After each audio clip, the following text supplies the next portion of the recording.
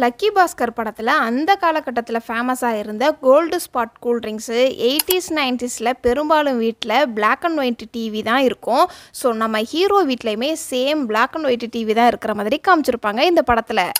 துல்கர் சல்மான் நடித்து ரீசெண்டாக ரிலீஸ் ஆன படம் லக்கி பாஸ்கர். இந்த படத்தோடைய ஹிடன் டீட்டெயில்ஸ் தான் நாம் இந்த வீடியோவில் பார்க்க போகிறோம். இந்த வீடியோவில் ஸ்பாய்லர்ஸ் இருக்கும். ஸோ படத்தை பார்த்தவங்க இந்த வீடியோவை பாருங்கள். இப்போ இந்த படம் நெட்ஃப்ளிக்ஸ் ஓடிடியில் அவைலபிளாக இருக்குது. வேணுங்கிறவங்க செக் பண்ணி பாருங்கள். ஃபஸ்ட்டு இந்த படத்தோடைய டைட்டில் கவனிச்சிங்க அப்படின்னா இந்த கதை எதை பற்றி நகருதுன்னு டைட்டிலே டிசைன் பண்ணியிருப்பாங்க. 2 பேங்க்கை வச்சு தான் இந்த படத்தோடைய கதையே நகரும். ஸோ இந்த டைட்டில் 2 பேங்க்கோடைய பேரை மென்ஷன் பண்ணியிருப்பாங்க. இந்த படத்தோடைய முக்கியமான லொக்கேஷன்னு பார்த்தோம்னா பேங்க்கு, வீடு, ship, share market building, beach பக்கம் இருக்கிற கடத்தெரு, இது மட்டும்தான் அதிகமாக காட்டுவாங்க இந்த படத்தில். இந்த பில்டிங் எல்லாமே டைட்டிலையுமே டிசைன் பண்ணியிருப்பாங்க. மணி தான் இந்த படத்தோடைய பெரும் புள்ளியாக இருக்கும். ஸோ டைட்டிலில் மணி சிம்பிள் வச்சு தான் டிசைன் பண்ணியிருப்பாங்க. இந்த படத்தில் வர்ற கதை ஹர்ஷா மேக்தாவுடைய உண்மையான ஸ்டோரியாக தான் இருக்கும். படத்தில் ஒரு கேரக்டருடைய பேர் ஹர்ஷா மெஹரான்னு மாற்றி உண்மையான ஸ்டோரியை சினிமா ஸ்டைலில் எடுத்திருப்பாங்க. காலையில் துல்கர் சல்மான் ஜாக்கிங் போகும்போது தான் சிபிஐ ஆஃபீஸர் துல்கர் சல்மானை கூட்டிகிட்டு பேங்குக்கு வர மாதிரி காட்டியிருப்பாங்க. அப்போ டைம் பார்த்தோம் அப்படின்னா 8 o'clockனு காட்டி கண்டினியூட்டியை மிஸ் ஆகாமல் காமிச்சிருப்பாங்க. இந்த படத்தோடைய இடையில பிளாக் மணி ஒயிட் மணியாக மாற்றுறதுக்கு லாட்ரி டிக்கெட்டு துல்கர் சல்மானுக்கு கிடச்ச மாதிரி காமிச்சிருப்பாங்க. அதுக்கு டீட்டெயிலாக இந்த படத்தோடைய ஸ்டார்டிங்லேயே சிபிஐ ஆஃபீஸர் அக்கௌண்ட்டு செக் பண்ணும்போது லாட்ரி டிக்கெட் விழுந்திருக்குது அப்படிங்கிறதுக்கான இந்த பேப்பர் மூலமாகவும் கன்வே பண்ணியிருப்பாங்க ஆடியன்ஸுக்கு. துல்கர் சல்மான் தான் இந்த பேங்க்கோடைய 3 வருஷம் பெஸ்ட் எம்ப்ளாயின்னு சொல்லியிருப்பாங்க. அதுக்கு ரெஃபரன்ஸாக இந்த டேபிளில் 3 வருஷத்துக்கான கப்பு சர்டிஃபிகேட்லாம் இருக்கும்.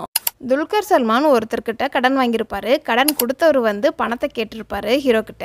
அப்போது இந்த சீனில் கவனிச்சிங்க அப்படின்னா இந்த 2 கடையில் டூலெட் போர்டு இருக்கும்.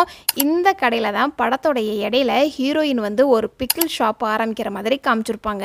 ஹீரோயினுக்கு எப்படி திடீர்னு கடை கிடச்சிச்சு அப்படிங்கிற லாஜிக் கொஸ்டின்லாம் வராமல் இருக்கிறதுக்காகவே அழகாக ஆடியன்ஸுக்கு முன்னாடியே கன்வே பண்ணியிருப்பாங்க படத்தோடைய டீம்.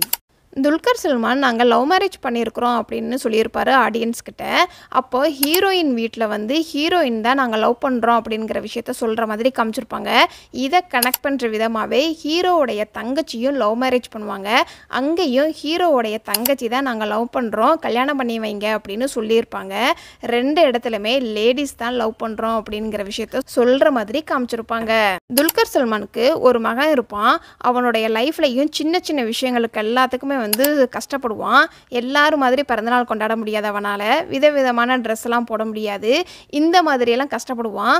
அதுக்கான ரெஃபரன்ஸாகவே அவனுடைய இன்ட்ரோடக்ஷனில் ஒரு ஸ்கூல் பேக் போட்டுட்டு ஓடி வர மாதிரி காமிச்சிருப்பாங்க. அந்த ஸ்கூல் பேக்கை கவனிச்சிங்க அப்படின்னா ஸ்ட்ரகிள் அப்படிங்கிறத மென்ஷன் பண்ணியிருப்பாங்க. இவனுடைய லைஃப்லையுமே சின்ன சின்ன விஷயத்துக்கெல்லாம் ஸ்ட்ரகிள் ஆகிறான் அப்படிங்கிறத சிம்பாலிக்காக ஆடியன்ஸுக்கு பேக் மூலமாக கன்வே பண்ணியிருப்பாங்க. ஹீரோயினுடைய அன்னை வீட்டில் பர்த்டே ஃபங்க்ஷன் நடக்கும். அப்போது ஹீரோயினும் ஹீரோவும் ஃபங்க்ஷனுக்கு போகிற மாதிரி காமிச்சிருப்பாங்க. அப்போது ஹீரோயினுடைய அம்மா சொல்லியிருப்பாங்க, ஏன்பா லேட்டாக வந்தீங்க அப்படின்னு. கேக் வெட்டிட்டாங்க அப்படிங்கிறதுக்கான ரெஃபரன்ஸாக இந்த சைடில் பாதி கேக்கு வெட்டின மாதிரி காமிச்சிருப்பாங்க. அதே மாதிரி பர்த்டே ஈவினிங் தான் வச்சுருப்பாங்க. அதுக்கான டீட்டெயிலாகவே இந்த வால் கிளாக்கில் டைம் பார்த்தோம்னா 5 o'clockனு கரெக்டாக மென்ஷன் பண்ணியிருப்பாங்க.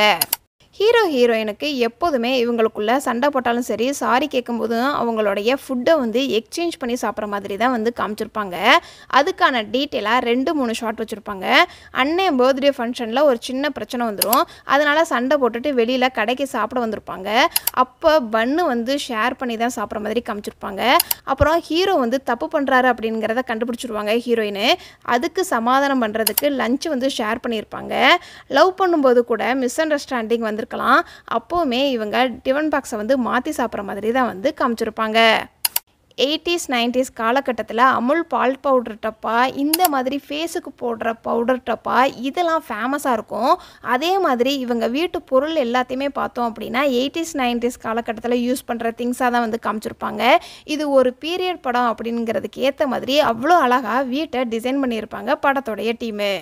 துல்கர் சல்மானோடைய வீட்டில் சார்லி சாப்ளினோடைய படம் டிவியில் ஓடிக்கிட்டு இருக்கிற மாதிரி காமிச்சிருப்பாங்க. இதை கனெக்ட் பண்ணுற விதமாக ஹீரோ என்ன தான் வெளியில் நார்மலாக போல்டாக இருந்தாலும் உள்ளக்க தப்பு பண்ணுற பயத்தோட தான் இருப்பார். சார்லி சாப்ளினுக்கும் ஒரு ஸ்டோரி படிச்சிருப்போம். இவருக்குள்ள ஒரு சோகம் இருந்தாலும் வெளி உலகத்தில் காமெடி பண்ணி மற்றவங்கள சிரிக்க வைப்பார் அப்படின்னு. அதே மாதிரி தான் ஹீரோவுடைய கேரக்டரையும் டிசைன் பண்ணியிருப்பாங்க. பேங்க்கில் துல்கர் சல்மானுக்கு ப்ரொமோஷன் கிடைக்கல அப்படின்னு சொன்ன உடனே சத்தம் போட்டு ஒரு ஆர்கியூமெண்ட் வரும் மேல் ஆஃபீஸர்கிட்ட. துல்கர் சல்மான் வந்து கோவமாக பேசிக்கிட்டு இருப்பார். இந்த மாதிரி சீன் வரப்போகுது அப்படிங்கிறத இதுக்கு முன்னாடி வர சீன்லேயே சிம்பாலிக்காக காமிச்சிருப்பாங்க.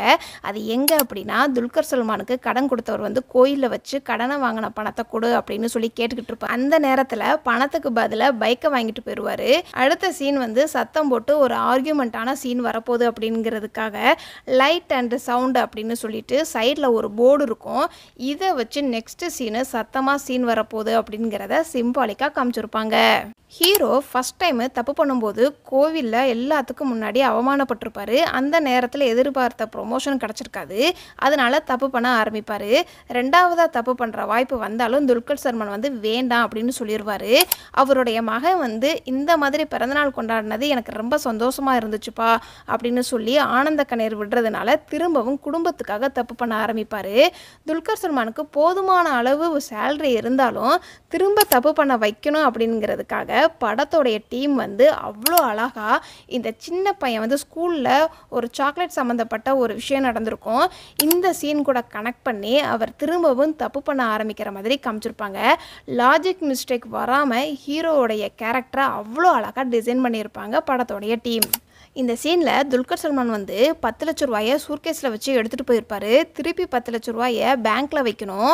10 லட்ச ரூபாயை எப்படி வச்சாரு அப்படிங்கிறத ஆரம்பத்தில் நம்மக்கிட்ட காமிச்சிருக்க மாட்டாங்க. இவர் வச்சுட்டாரு அப்படிங்கிறத அந்த சூர்கேஸில் ஒரு பக்கம் லாக் மட்டும் சரியாக மூடி இருக்க மாட்டார். இது மூலமாக 10 லட்ச ரூபாயை திருப்பி வச்சுட்டாரு அப்படிங்கிறத ஆடியன்ஸுக்கு சிம்பாலிக்காக சொல்லியிருப்பாங்க படத்தோடைய டீம். ஒரு பானை சோத்துக்கு ஒரு சோறு தான் பதம் அப்படிங்கிற மாதிரி இந்த படத்தில் ஒருத்தர் தப்பு பண்ணியிருப்பார். அவரை போலீஸ் அரெஸ்ட் பண்ணிட்டு போயிருப்பாங்க. அதுக்கேற்ற மாதிரி துல்கர் சல்மானும் வந்து சூர்கேஸு கொண்டுட்டு வந்திருப்பார் பேங்குக்கு. அந்த நேரத்தில் யாரையுமே நம்ப முடியாது அப்படின்னு சொல்லி போகிற போக்கில் செக் பண்ணுற மாதிரி காமிச்சிருப்பாங்க. இந்த சீனில் கடையில் 3 பன்னு வாங்குறதுக்கான காசு இருக்காது. அதனால் 2 பன்னு மட்டும்தான் வாங்கிட்டு வருவார். கடைக்காரராக ஒரு பண்ணை எக்ஸ்ட்ரா பாவப்பட்டு கொடுப்பாரு. அப்போ அவர்கிட்ட 3 பன்னுக்கான காசு இருக்காது. இதை கனெக்ட் பண்ணுற விதமாக துல்கர் சல்மான் கிட்ட பணம் அதிகமாக வந்ததுக்கப்புறம் திரும்ப அதிகமாக பணம் கொடுக்குற மாதிரி காமிச்சிருப்பாங்க. துல்கர் சல்மானுடைய அப்பா வந்து நீ தப்பு பண்ணுறது பெரிய விஷயம் கிடையாது, அது எங்கே எப்போ ஸ்டாப் பண்ணுறோம் அப்படிங்கிறதுல தான் இருக்குது அப்படின்னு சொல்லியிருப்பார். இதை கனெக்ட் பண்ணுற விதமாகவே ராம்கியோடைய கேரக்டர் அமைஞ்சிருக்கும். ராம்கி ஆரம்பத்தில் தப்பு பண்ணிகிட்டே தான் இருப்பார். இது போதும், என் மகனோட நான் செட்டில் ஆக போகிறேன் அப்படின்னு சொல்லி கரெக்டான நேரத்தில் ஸ்டாப் பண்ணியிருப்பார். அதனால் அவருக்கு எந்த பிரச்சனையும் வந்திருக்காது. ஆனால் ஹீரோ வந்து அப்படி கிடையாது. தப்பு பண்ணிகிட்டே வந்தாலும் ஸ்டாப் பண்ண போகிறோம்னு அப்பப்போ சொன்னாலும் அவர் திரும்ப திரும்ப தப்பு பண்ணிகிட்டே தான் இருப்பார். அவங்க அப்பாவோட அட்வைஸ் கேட்டதுக்கு அப்புறம் தான் வந்து ஸ்டாப் பண்ணவே ஆரம்பிப்பார். அதே மாதிரி துல்கர் சல்மானோடைய ஃப்ரெண்டு வந்து சாம்பான்னு ஒருத்தர் இருப்பார். அவர் வந்து தப்பு பண்ணிகிட்டே தான் இருப்பார். ஸ்டாப் பண்ண தெரியாமல் போலீஸ்கிட்ட மாட்டுற மாதிரி காமிச்சிருப்பாங்க. இவங்க 3 பேரோடைய கேரக்டரையும் தப்பு பண்ணுறதுல எப்போ ஸ்டாப் பண்ணுறது அப்படிங்கிறதுல இந்த 3 பேரோடைய கேரக்டரையும் அழகாக டிசைன் பண்ணியிருப்பாங்க. இந்த படம் வந்து 89ல் ஸ்டார்ட் பண்ணி 92ல் இருக்கிற மாதிரி காமிச்சிருப்பாங்க. ஒரு 99% வந்து தேதியை அவ்வளோ அழகாக அடுத்தடுத்து நடக்கிற டேட்டா அவ்வளோ அழகாக ஆடியன்ஸுக்கு கன்வே பண்ணியிருப்பாங்க.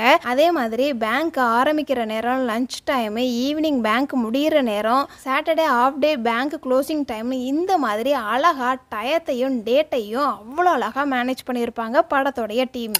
துல்கர் சல்மானோடைய கேரக்டர் பார்த்தோம் அப்படின்னா, பணம் இருந்தாலும் சரி பணம் இல்லைனாலும் சரி ஹீரோ வந்து அடுத்தவங்க மேலே நம்பிக்கை வைக்கிறத மட்டும் மாறாமல் இருக்கும். ஃபஸ்ட்டு ஆரம்பத்தில் ராம்கி மேலே நம்பிக்கை வச்சு தான் 2 லட்ச ரூபாயை எடுத்து கொடுப்பாரு.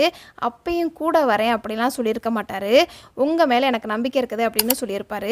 ஓரளவுக்கு வசதியானதுக்கு அப்புறமும் சூரஜ் வந்து 25 லட்ச ரூபா கொடுத்துருப்பாரு ஹீரோ கிட்ட. அப்போ சூரஜ் என்ன சொல்லியிருப்பார் அப்படின்னா, எண்ணி பாருங்க சார் அப்படின்னு சொல்லியிருப்பாரு. அதெல்லாம் வேண்டாம், கரெக்டாக தான் நீங்கள் வச்சுருப்பீங்க, எனக்கு நம்பிக்கை இருக்குது அப்படின்னு சொல்கிற மாதிரி காட்டியிருப்பாங்க. இந்த படத்தில் பணம் இருந்தால் ஒரு சொசைட்டி அவனை எப்படி பார்க்கும், பணம் இல்லை அப்படின்னா அதே சொசைட்டி அவனை எப்படி பார்க்கும் அப்படிங்கிறத அவ்வளோ அழகாக டிஃப்ரெண்ட் பண்ணி காமிச்சிருப்பாங்க. இந்த படத்தில் நடித்த எந்த கேரக்டர் ரோலு உங்களை ரொம்ப இம்ப்ரெஸ் பண்ணுச்சு அப்படிங்கிறத கமெண்ட்ஸில் சொல்லுங்கள். இந்த மாதிரி படத்தோடைய ஹிடன் டீட்டெயில்ஸ் நீங்கள் இன்னும் தெரிஞ்சுக்கணும் அப்படின்னா நம்மளுடைய சேனலை சப்ஸ்கிரைப் பண்ணி பெல் ஐக்கானையும் கிளிக் பண்ணுங்கள்.